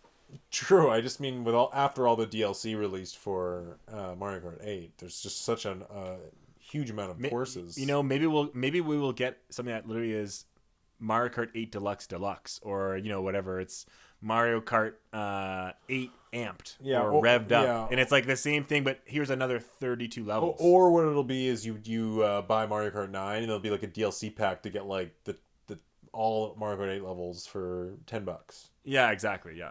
You know what? I would be very excited if Mario Kart. You know what? All Mario Kart 9 needs for me to get me amped up is it needs a little more something. It can't just be more courses and the same racing style. Like I love the actual same exact controls from Mario Kart 8, but I would like if they maybe did a couple interesting things with maybe like a kind of like a career mode maybe where you get, yeah. where I don't you care about that. Get coins and buy new things, like something to keep it going a little bit more. I don't Maybe care about that at challenge all. mode. Or even just doing the battle mode, some sort of elimination style battle mode. Like I think they could easily take the Battle Royale format and mix it to Mario Kart Battle Mode. And I think it'd be I awesome. think a cool thing they could do is make it so it's like 40 racers. I think that'd be a kind of a cool idea too. That'd be amazing. Yeah, online 40 racers, or even offline 40 racers. or just like imagine like 100 or 30 Battle Mode fighters, elimination style. Yeah, exactly. I think those are all cool ideas. Yeah, making it bigger. Yeah, that's what I want. I want something. So it's refreshing. Yeah. It's out there, but I mean, it's not impossible to see Mario Kart 9. I guess for me, my only thing is I just don't want to look at Mario Kart 9 and say, why wasn't this DLC? I think I think in the board meeting they talk about that too, right? Yeah. I think they'll have a reason why. Let's hope. Okay, so what's your one hope dream announcement? If you had to limit it to one Nintendo dream announcement, what would it be? It has to be okay. Well, it's not Nintendo, but I think announced at Nintendo would be Hollow Knight Silk Song being shown. They said they're not going to be at E3. That's why it's a hope/dream. Okay. I hope that it's a That's fake a out. 0% I hope that it's a fake out. They say 0%. we were just messing with you. It's coming out today. Okay, well, for me, my one hope and dream announcement is F-Zero, as always, till it happens. But it's also my answer to the question, what do you think we won't see for sure? That's F-Zero. I think this series is probably the closest to being dead. I think we'll see 1080 snowboarding before F-Zero. I think there's a chance of Wave Race, like not bad. Yeah, I think Wave Race too. Yeah, that'd be something the Mario Kart team can do really cool. Yeah, that'd be awesome. Actually, I'd be all for that. I wonder like if a Wave Race with Mario characters makes sense. No, that sounds ridiculously stupid. You don't think it's like just using the Mario Kart with it's like all the cool controls of Wave Race on the water, except but part of the thing that made Wave Race cool is being a badass sea doer. I agree. I'd be somewhat perturbed. I don't need to turn into another kind of kart party game. Well, I wouldn't be. I mean, I feel like that would be a weird thing that I wouldn't like, but could also be cool. And I can imagine Wave Race, Mushroom Kingdom, or something. Like, I can see that. And of course, I would get it. But I'm just saying, then it just becomes Mario Kart on water. Like they wouldn't do that and not have items and all that. But part of the reason that Wave Race is awesome is that there aren't items. It's like you just gotta race well. I agree, and it's always a technical showcase, right? Yeah. Water physics and water control. I love it. I also think we won't see Earthbound. We won't see Chibi Robo. For what we won't see, I don't think we're going to see a Donkey Kong side scroller. Interesting. And I don't think we're going to see Pikmin 4. I don't think we'll see Pikmin 4 either. You're right. Yeah. Although I do think Pikmin 4 is coming. I agree with that as well. And I think it'll be March 2023 is what I have. Yeah, I think it'll be 2023 early too. Yeah, it'll come around the same time as Mario Strikers. Based on my prediction, okay. Oh man, okay. So, I would love another Mario Strikers. One more thing, out of the games no, not one more thing. I have many more things. So one more thing, kind of focus on Nintendo's what they're going to show. I actually think that they're going to show a couple 2022 games. I know I mentioned Breath of the Wild 2, maybe Bayonetta 3. I think is a 50-50 chance, but I also think that they'll show a new Kirby game because that team's also been up to something for a while. I think it'll be a 3D Kirby. I think it'll be shown at E3 and announced for summer next year. It'll come out in June, and it'll be 3D, kind of like a mix between Mario Galaxy and Mario 3D World. A little more simpler graphics, but some really cool controls. Like you can go really fast, like on a ball on a star, and they'll have kind of a multiplayer mode. And I think that'll be I think they'll show it at this E3, maybe even playable, and then have it next year ready before E3. I think that would be awesome, but just because you said that, my mind has already started spinning. Wouldn't it be cool if instead of Kirby, they showed a Kid Icarus game, and instead it was like almost like Devil May Cry, like action, or like Bayonetta, where it's just like he's just juggling people and doing crazy combos and shooting his arrows. Mm-hmm. I don't know. That would be awesome. Agree. Yeah, I think Kirby is probably going to be I don't know if it'll be shown at E3, but I agree Kirby is definitely in the works. But I think it'd be awesome if they made another Kid Icarus game. I love that game on the 3DS. Oh, it's one of my favorite games. I loved it too. I don't see it happening. I mean, that's Sakurai's game, and I just don't know what developer fills that spot.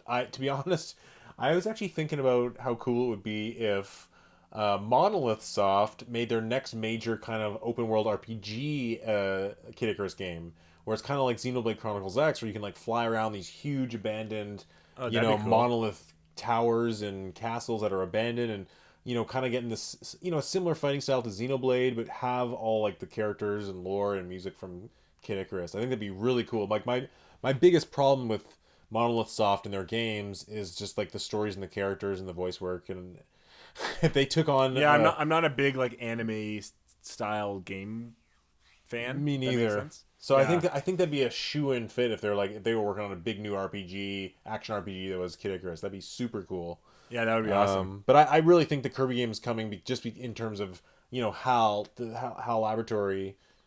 Their last Kirby game was in 2017. It was kind of a formulaic game, it's 2018, but shown in early 2018. So they've got to have something ready, and I think it's going to be a big year. They've got to have a big Kirby game coming. So I also have guessing the fall release lineup for Switch. We've kind of gone over that. We know mine. I guess I'll ask you yours. Mine again is Metroid 5, Super Mario Party 2, Donkey Kong, Pokemon, Shin Megami Tensei 5. Those are the big 5 games, and then Zelda: The Wind Waker in December.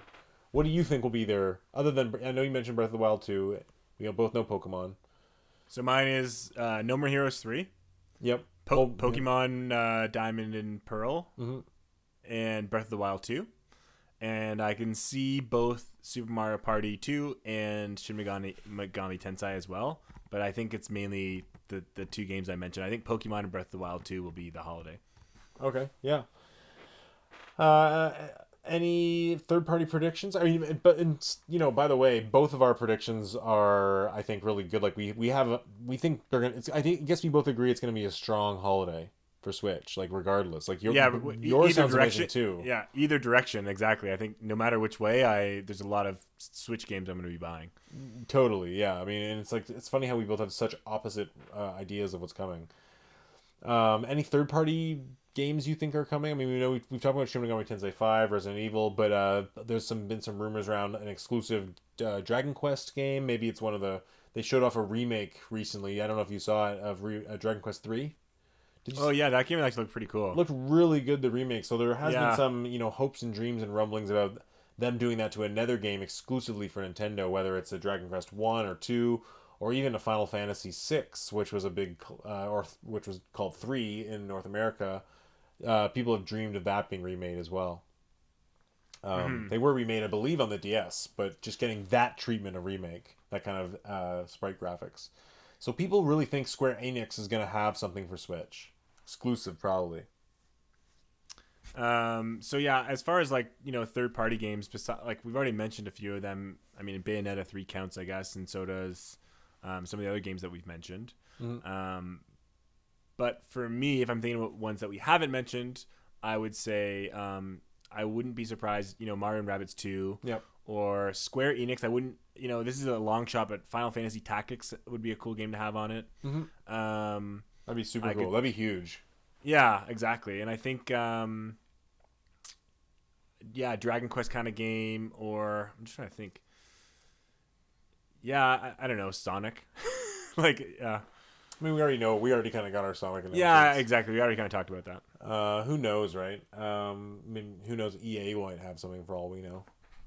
Maybe they've been working on a deal with Nintendo. So what could be the most disappointing? Like, let's imagine it actually going really, really disappointing. Like, the worst possible imaginable at E3. Okay. And I know I said the floor was a 7.5, but I think it could be worse. Now, how do you think it could be totally? I mean, I know we'll probably agree. Okay, if I was gonna crater it, and they actually have a reasonable showing, but it's still cratered to me. Yeah. Would be they show a Smash character and it's a frickin' anime sword fighter. Yeah. You mean like Dante? Okay. Yeah. And then they come out. Yeah. I'm just kidding. Dante from Devil May Cry wouldn't be that. No. But they, an anime sword fighter, and then they come out and say, due to time constraints, we've actually cut the fighter pass by one character. No, that's unbelievable. Let's be believable. Okay, sorry. That was a joke. That was a joke. Okay. I thought you were going to laugh. That's like, Breath of the Wild 2 gets canceled. What was it? Okay, it's a joke. But I think if they said our holiday lineup is Pokemon and No More Heroes 3 or whatever, it's August. They said our Pokemon is our lineup. And the Wind Waker Twilight Princess. Exactly. And then they said, here's our big Zelda stuff, and they just showed it was just the 3 ports. So literally their lineup was Zelda, Zelda, Zelda, but not Breath of the Wild 2. Yeah, no mention. And Pokemon Remake. Yeah, I can see that. Like it's like they do what they did last year with the 3D Mario collection. It's like I don't think it's gonna happen, but there's a hint of fear that like really that could be it. And just to throw it out, I'm gonna say let's say they show Metroid Prime or Metroid 5. And it looks like garbage. That's what it looks like they developed it half on the 3DS and then ported it over. Yep. And it's like pixelated chibi style or something, Yeah, and then people just try to cling to afterwards, like, hey, but Shin Megami Tensei 5 looks great. Exactly. It's coming in February. Yeah. I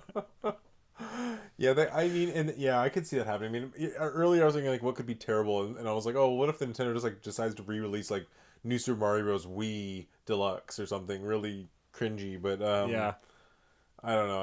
I don't see it. I think they've got to have something. And even with all that, I mean, if they announced what you had, even though I think Resident Evil will come and Shin Megami Tensei and maybe a Mario versus Rabbids, so like third parties will be there. I really want something good from the first parties because last year wasn't enough.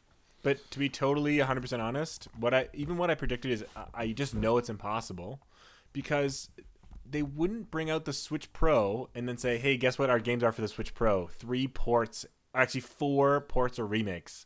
They just wouldn't. They would hold on to the Switch Pro for longer. If the Switch is still selling and they don't have a game to bring it out with, unless they were like, hey, Switch Pro is out. Play Breath of the Wild and Mario Odyssey now and upres. Like that has a lot of appeal. Play Smash Bros and upres. Sure, but like that appeal will. I mean, again, you said the Switch is still selling already. Who cares? I just think, I don't know. Who knows? I think we're gonna see a big. I think we're gonna see at least a 7.5, not a 4. Yeah, true. I really think that there was games that were supposed to come out last year or earlier this year that got pushed, and now we're gonna if we had that kind of E3, I'm gonna wonder where all the developers are at Nintendo. Well, I think COVID honestly COVID's been on for 16 months or whatever. But even it's like even last E3, like leading up to last E3 in March before COVID hit, it would have been the same feeling. Hey, we know nothing what that Nintendo's releasing this year. We vaguely know Breath of the Wild 2 is coming. That's it. Where's Bayonetta 3? Like it's like the same games for years. Where's Metroid Prime 4? And then it's kind of like, okay, well, like now at this point, even if they had a little bit of rumbling and hard times during COVID, like the Mario Odyssey team's been working on something for 4 years. The Mario Kart team's been working on something for 4 years. All these developers. Yeah. Like, I mean, I know the Mario Odyssey team made Mario Bowser's Fury, but there's got to be something else. And same with the Xenoblade team and the Zelda team. You're right. There are a lot of teams that have, they're working on something, but we just don't know what it is. Yeah, like, I mean, Animal Crossing aside, like, the last few years have almost been riding out their second parties with, 2019, they had, Astral Chain and Fire Emblem and Luigi's Mansion and Zelda and Dragon Quest. Like, that was their heavy games, and all of those were from external teams. So they didn't really have a lot of internal released games in 2019. Yeah. And even Camelot with Mario Tennis and the year before, and Namco with Smash Bros. Like, so there is a big question mark of like, where are all these first party teams? And I think now is the time to deliver. I think now is the time where they need to get it. They know next generation is here with another Xbox, another PS5. Hey, they need to deliver. I would be thrilled if they delivered. Again, I don't know if this is just, me, but I feel like this conversation is every single E3. I think this conversation and it will continue to forever. I know, but I think every E3, especially with you, we always have this discussion of this year, this is the year they're gonna drop the bombs. This is the year they're gonna have 6 games coming out this year. Like, what are they working on? What are they working on? They gotta drop it, and then they show nothing except for like Breath of the Wild 2, Pokemon. Like I just. Well, but let me tell you, in 2019, that was a great E3. I was really happy with that turnout of games. 2018, not as much. 2017 was great.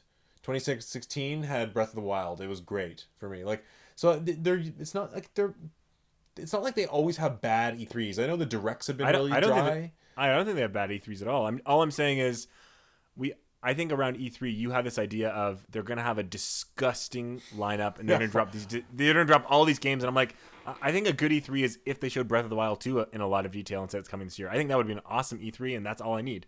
But you're like, no, they're gonna show this and then this and then this and then this and this. And I'm like, oh my god, like I don't think they're gonna show that. Like that's never been Nintendo's thing. Well, the funny thing is, I think they'll actually disappoint people because people will be like, oh, a 2D Metroid, a 2D Donkey Kong, and Super Mario Party. Like that's how people will phrase it. People will be disappointed in my prediction. They'll be like, I don't want remakes and 2D games. I want a big next gen game. Why isn't Where's Bayonetta 3? Where's Metroid Prime 4? Where's it? Like, they're gonna be disappointed. Yeah. I think that yours they'll be really excited by. They'll be like, wow, Breath of the Wild 2 finally. Like, but I think mine is more the disappointing angle.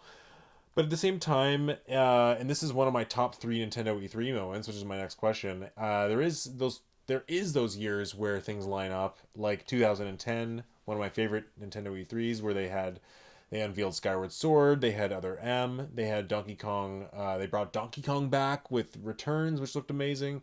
They had Kirby Epic Yarn, they had a GoldenEye remake that was exclusive, they had an exclusive Sonic Colors. Mario Galaxy 2 had just come out with just before E3 with some of the highest reviews ever. 3DS was announced with tons of games. Like, 2010 was an epic E3. I don't know if you remember that one, but right in the middle, we had years with the Wii in 2008. It was like, oh my god, nothing was announced. Only but Animal Crossing. Skyward Sword wasn't shown in 2010. Yes, it was. Really? Yeah, it was shown off, and that was where they had problems on stage with it. When did the Wii come out? The Wii came out in 2006, November. 2006? There's no way. What are you talking about? The Wii came out in 2006? Yeah. Oh my god, my like life schedule is so backwards. It came out in 2006 November. I bought it the very first day it came out. So did you. I know, but so did I. But I thought I was almost done high school when it came out. But that was like when I started high school. Yeah, because I was just in university.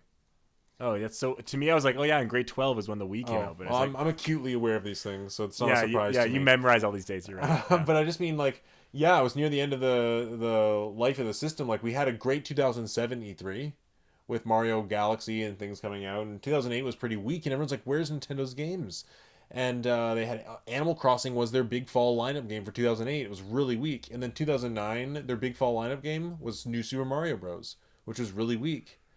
And then finally, everyone wanted these kind of hardcore games. And even though, Metroid Other M was announced in 2009, in 2010 was kind of their big year. They had a really strong holiday. Oh, and they also had Sin and Punishment 2. So it's just 2010 Wii is one for the records. Like, they finally had all their guns aligned, for that kind of second wind. I feel like Nintendo, what they do is they kind of get like a first wind of games on a system. They kind of get a second wind later on, and then they get ready for the next system.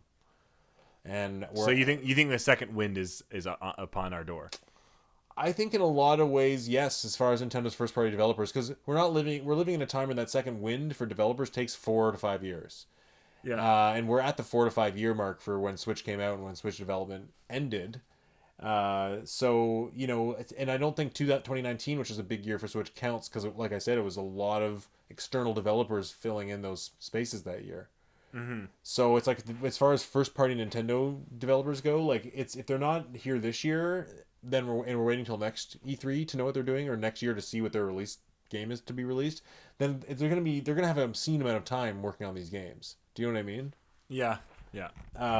So I do think that's why we'll see a lot, and 40 minutes is a long time considering we don't know anything about this year. So I guess to me, like, my most disappointing outcome would be like just a really heavy focus on like Mario Golf and Skyward Sword and No More Heroes and Pokemon and a Animal Crossing update and a Pokemon and a Mario Party and like that's in Shin Megami Tensei. Like, that'd be horrible. Like, no Metroid, no Metroid 2, no like Donkey Kong, no 3D anything. Just, you're getting Pokemon, you're getting Shin Megami Tensei, you're getting Mario Party. No More Heroes. Like, that would be like, what? But again, for me, if that happened, they wouldn't be releasing the Switch Pro this year. I agree. Or it'd be a really weak reason to release it. Yeah. Like, or you'd have to give me something on the back, like the older games to entice me a little bit more. But I also don't think Nintendo needs to release something with it.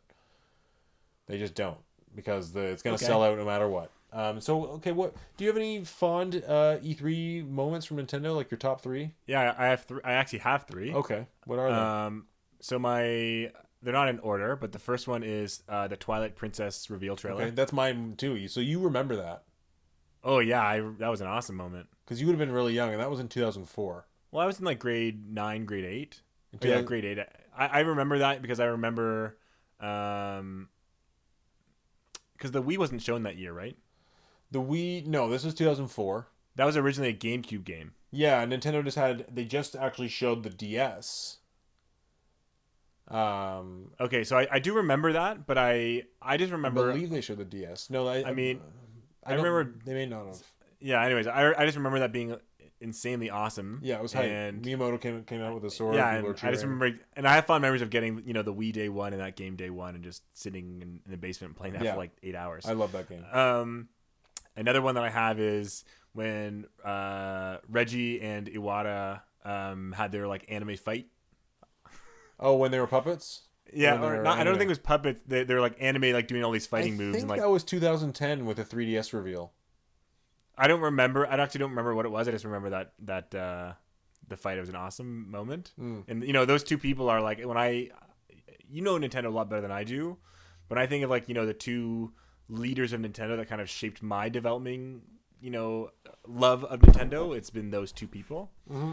And my third one is Smash Ultimate when they said everyone's back, and they just showed every character and Pichu, Snake. I thought that was awesome. Yeah, that was a huge moment for sure. I agree. Like I remember that. I mean, that was a recently huge moment.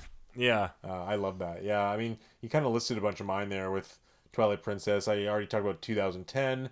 Wii in 2006 was a big one where like people were running in to see it, and they just had that 3D Zelda, 3D Mario, 3D Metroid combo. Mario Galaxy looked amazing after Sunshine. Metroid Prime 3 looked amazing. Zelda Wind Waker was fine, or sorry, Zelda Twilight Princess was finally coming out with motion controls, and the Wii just looked awesome, and they had tons of other games coming out for it. That was awesome, and I also have fond memories of 2006 with Breath of the Wild's unveiling. I still watch the unveiling Breath of the Wild trailer. 2016, you said, right? Yep, 2016 when they. Oh yeah, and that was an awesome trailer. What a great, and we knew that's the thing. Like they announced before that E3, they said we're going to look at mostly the new Zelda. Oh yeah, and they And they truly did. it, but it worked. And they won E3 because the game Yeah, they was won that E3. so breathtaking, and they only showed it from the Great Plateau. Like it's so amazing, and I just remember like seeing the trailer, the unveiling trailer there, and it just sends shivers down my spine, and the music, and I just loved it. Yeah. Yeah, that's a good one. There's a lot of great E3s, with Nintendo, and I hope this is another one. It's going to be a little different because it's a digital showcase, so it'll kind of just be like a. Is that really that different for Nintendo though? Well, I mean, normally at least they have a space that people can go and play games. So media are coming away with impressions of games, where this time they won't have that. They're literally just going to have like a showcase, and then they're going to show two people from Nintendo of America demoing the games. Yeah. So they'll be briefed on the game probably the morning of, or shortly before. Actually, no, some of those people who translated are in on it. Like they're not branding. Who knows? No, the Treehouse people know those games. I wonder what they'll show at the Treehouse. I mean, probably the games coming out this year. Yeah, they're gonna show Breath of the Wild 2 for an hour. Yeah, no, they're gonna show Shin Megami Tensei 5, No More And Heroes 3, and Zelda, Pokemon Remake. Skyward Sword, Pokemon Remake, and Mario Golf. Could you imagine they showed Mario Golf for like 40 minutes? They're like, hey, we're going to do a deep dive on Mario Golf. It comes out, in 6 days. I'm still on the fence with that one. Me too. Honestly, like, there's a part of me that really, I know I would like it, but there's a part of me that just says, I don't know if I'd actually play it enough to justify it. Yeah, same. Especially the price, and also there's not a ton of courses in the online and the RPG mode. Like they don't look amazing yet. But just so you know, I'm visiting home, Peter, that week. Okay. So because it comes out on a Thursday or something, right? A Friday, Thursday. Like I'm home for that Monday to Friday or something. So. Okay, I don't know if that's a reason to buy Mario Golf because. Well, I'm just saying if you want to buy it, I'd play it. Okay, well if you buy it, I'll play it. Well, I have a whole Xbox Game Pass, so I have like a million games there. Which let's take us into our next category here, which is non-Nintendo announcements. Today there was the Summer Games Fest where it had some cool announcements. Eden Ring was there, which looked really cool. Ring. Elden Ring, and that looked really cool, I thought. Oh my god. Yeah, I'm gonna you're gonna get flamed. You know what? If anyone listened to this far into the podcast, we're doing good. Okay. If you're listening right now, send us a comment, please. Let us know what you're thinking. Question for next week. Anyways, Derek. Okay, so are you excited? Anything on the Xbox and PS5 camp? Yeah, I actually am. I'm excited for. The PS5, they're not at E3, so who knows? And we can talk about that in a sec. But for Microsoft, I'm actually quite excited. Let's talk about Sony for a sec before we talk. Okay, let's do Sony first, because Sony's short to me. They've kind of shown off Horizon recently. We talked in our last episode that I don't think Sony's going to have much of an appearance. They have Ratchet just came out. They have a lot of press around them already. They have enough E3 or enough third parties are going to show stuff. So I just don't see what we're going to see.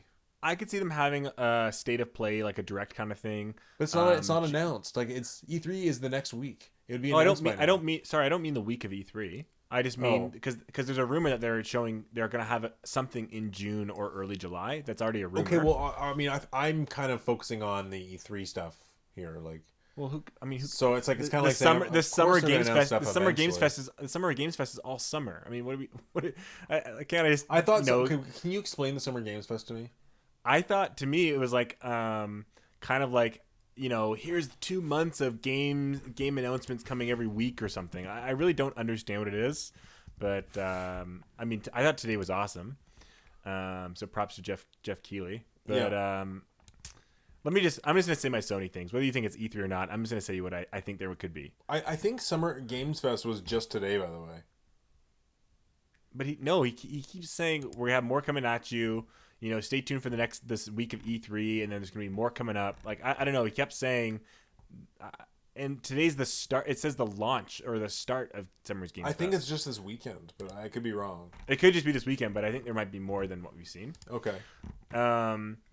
Let me just do my Sony stuff. Okay, sorry. So I think if they have something, they might do a God of War 2 cinematic trailer. Okay. I think we could see Final Fantasy 16 there if we don't, but I think we're going to see that at Square Enix, but I think we could see it. Mm-hmm. I think we could see The Last of Us 2 Factions deep dive with a release date. Yep. And then my wild card is we could maybe see Bend Studios have a new IP, a new game. Who's Bend Studios? They made Days Gone. Oh, Bend with a D. So I thought you said Bend. No, Bend. Yeah, Bend Studios. Yeah, that could be cool. I think Days Gone was a little recent for them, so I would imagine we would have to wait a little bit more time to see Bend Studios' next game. I'm just checking when Days Gone came out. I think it was 2019. Oh, it was 2019. That's a lot more recent than I thought. And it was a big open world game, and I knew they probably had to do some quality control fixing on it for a while. So okay, yeah, you're right. They did a big update. They did an update for PS5. So it's not like I don't know. I just think factions have to be shown eventually. So factions for sure. Yeah. It's got to come. Yeah. Anyways, Sony also likes to hint at things, right? They can hint at a new IP from Naughty Dog. Yeah. Who knows what they're gonna do? But I don't. Sony's minimum, like they're not on my radar right now. I just thought maybe if they show something, it'll be something like that. But it's not gonna be. I'm passing over them. I really think that for Sony this year is gonna be about Horizon.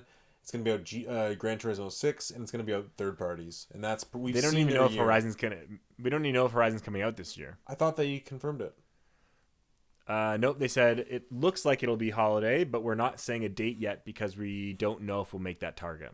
Oh, really? I didn't realize they're on. They said we are on track to make the holiday season, but just with COVID and things happening, we just don't want to say that in case something happens. Well, I also don't think that Sony and Microsoft have the same pressure to release an exclusive that something like Nintendo does. Like Sony will have Call of Duty and Assassin's Creed, and you know what I mean. Like they don't necessarily need to have that big one, but I really think Horizon's going to make it out this year. It looked really good. I actually disagree with what you just said, though. Oh yeah, I think Microsoft does have some pressure to release some games. I actually am excited for Microsoft's E3. Yeah. I have a lot of things that I think they're going to show, and I'm really excited for them. Well, let's segue to Microsoft. So what do you want to talk about? What your expectations and hopes are for Microsoft? Yeah. So we talked about. I don't know if you want to say this now, but you said who will win E3, and I actually think Microsoft has a good chance of winning E3. If Zelda doesn't appear at Nintendo's. I think if Zelda appears, Nintendo's got it. And if not, I think Microsoft has a very good chance of winning the E3.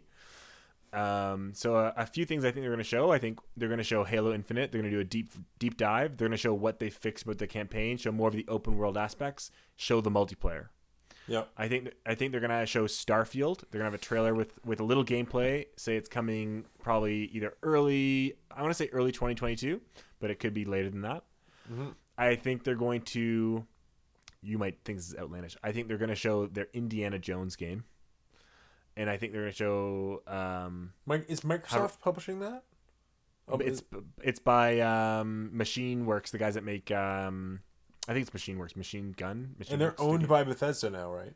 Yeah, the guys that make Wolfenstein.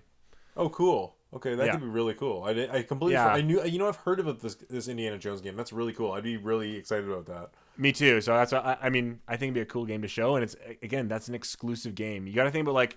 If Microsoft wants to come out, they want to show exclusives saying, hey, this now, like we fixed our mistakes. We've got exclusives. Mm-hmm. They want to show exclusives. That's why I'm most excited for them because, this could be the E3 where I look at them and say, I got to get myself an Xbox Series X. Like I just got to do it now. I hope so. I mean, do you think that Xbox is going to have anything else big for this year, an exclusive outside of, Halo Infinite and Psychonauts 2? So yeah. Halo Infinite. I said Hellblade is a maybe. I think we'll see it. I don't know. Hellblade 2, you mean? Yeah, I don't think it'll be 2021. A lot of people don't know if that's predict that's not going to make it this year or even be shown at E3. I think it'll be shown, but I don't think it'll be this year. Ghostwire Tokyo. I don't know how that because I know it's coming. It's not an exclusive. It's coming out on the PlayStation as well, but I don't really know how it's working. And I think we're going to see Elder Scrolls 6, but again, that's going to be like 2024. But I think we'll see that. Mm-hmm. But again, as far as games come out, I think they're going to focus on. The rumor is that they have 3 more studios as well. They acquired 3 more studios, so maybe we'll see something from those 3. I think we're going to see. They're going to show off. I think they might even show more Elden Ring, possibly, because they have a good partnership with them. The advertising partnership, but I think it will be focused on Halo with some Starfield, and I think Indiana Jones could be a game that could come out 2021, but I think that also will. I think honestly the only game that will come out is Halo for exclusives. Yeah, I think so too. I mean, they have a lot of other games like that that are kind of exclusive or timed exclusive on Xbox, like the Ascent. They have Microsoft Flight Simulator. They have Psychonauts, which will come out on PS4, but it can at least be a Game Pass. They might shadow drop Psychonauts too. I think Psychonauts 2, yeah, exactly. But I think again that I'm really excited for Microsoft's E3 because they're gonna have that that desire to say, look, we've got exclusives like. We know we haven't in the past, but we've got them now. We got Bethesda. We got these other teams that we just bought. Like apparently they actually have 3 more to show, which is cool. And they're gonna say, look at all the exclusives we got. Hang tight. They're not coming this year. We got Halo for this year, but there's tons coming in the next year or 2. Yep. And so I'm excited about that too. I think Microsoft's gonna have a good showing as well. Yeah, I really think Microsoft. Again, I think Microsoft really could knock it out of the park and beat Nintendo if Nintendo drops the ball and has no heavy hitter. Yeah, I mean, I think I'm really excited to watch and look into Halo Infinite because I mean, to be honest with you, I know the showing before got a lot of flack, but I thought it looked great. I'm really excited about that game. I think, I really think it's going to be awesome. I totally agree. I think there were issues with it, and I think they'll fix those issues. But I think the idea of it is really freaking cool. Yeah, I mean, even just the idea of you and me playing through this kind of open world setting in Halo would be. I mean, because you'll eventually have it. We'll play online. It could be a lot of exactly. Fun. Might be the game that I have to get a headset for and start getting into online more seriously. Mm-hmm. But yeah, I think that Bethesda, they usually have a yearly game or an annual game. So I wouldn't be surprised if Bethesda didn't have something this year. So maybe it is that Indiana Jones game. Like they must have something kind of on the end pipe to release. Well, I mean, is it just Bethesda Ghostwire Tokyo and Ghost Loop? Is that? Sorry, we're getting confused. Are we talking about Bethesda's and Bethesda Studios, or are we talking about ZeniMax that owns Bethesda? I'm talking about ZeniMax. So it's like, what would ZeniMax's normal? Would it just be Deathloop? They got Deathloop, Ghostwire Tokyo. Sometimes they'll release a Fallout or an Elder Scrolls. Sometimes they have a. But this year, Wolfenstein. Let's assume that this year they were never bought by Microsoft. Would Ghostwire Tokyo and Deathloop be enough of a release for this year for them, or should they have another game? yes, because I think Starfield is coming early 2022, and with COVID, I think that game was originally slated to come this year, and it just got pushed a little bit further. Okay, like yeah. I think that was going to be their big game, but it just got pushed because of COVID. And There's a lot of rumors, or not rumors, a lot of people talking and hinting and leaking about Starfield, and some even thought for a while it was going to come this fall. So who knows? I'm actually kind of excited about that. I mean, it's going to be like a kind of an Elder Scrolls of space, right? Like big. Yeah, it looks like a really cool game. I haven't really looked into it that much. But... I mean, I don't know much of it either, but like the concepts that I've read about seem really cool. Yeah, I'm really excited about Microsoft's E3, and that's coming soon. Me too. Again, like I honestly think at the end of Sunday, because it's on Sunday, right? Yeah. At the end of the conference, I'm gonna say I gotta get myself an Xbox Series X today, or this holiday. Yeah, you should already. That's amazing. Well, I have the PS5, so yeah. That actually has exclusives today. Well, what we'll do is after the Xbox, we'll have a specific discussion about the Xbox conference, and then on Nintendo, we'll have a very, very long and detailed 7-hour chat. frame by frame of the Smash reveal. We should just have a whole podcast called Nintendo E3, and all it does is like break down and hype for next E3 or Direct. Just call it Nintendo Direct Hype. A weekly episode of the hype for the next year. Yeah. Well, I mean, in terms of other news outside of E3, we've kind of gone for a long time here now, but I haven't been playing too much. I've been really busy with work. Have you been playing anything? Still the same 2 games. Finishing up Pokemon Snap. I played 60 hours of that game. Wow. Yeah, and I'm still there's so much left to do, and I'm loving every second of it. Okay. And then South Park, I'm finishing up that, but Ratchet and Clank comes out tomorrow, and I'm grabbing it, the moment it opens. So, do you think that anything will be shadow dropped from Microsoft or Nintendo that we could be playing in a week from now? I think Nintendo, yes. I think Microsoft, the only chance would be like the Psychonauts or an indie kind of game, or one of the developers they bought. The new ones is an indie developer, and they said, "Here's the game." Yep, like it totally comes out of nowhere. Really, yeah, kind of like a game that doesn't wow me, but is there. But I could see Nintendo having quite a few shadow drops. What could they shadow drop though? I mean, would it be? It could again. Be a full I think game. I think it's just indie games that are kind of like the middle of the road, or N64 on the NES Online. Yeah, exactly. Yeah. Something that's like nothing. Again, not melting my face, but like, oh, that's cool. Or there's a lot of indie studios that have made a game on Switch that was really awesome, really fun, reviewed well, sold well, that I wouldn't be surprised the next game came out. For example, like I wouldn't be surprised if we saw, I forget what the game's called, the next game after Celeste. You're right. As far as indies go, indies are the most likely to be shadow dropped, and a lot have been shown off. I mean, even Fall Guys is supposed to come out this month, and it has no announcement. So okay, yeah, could be that.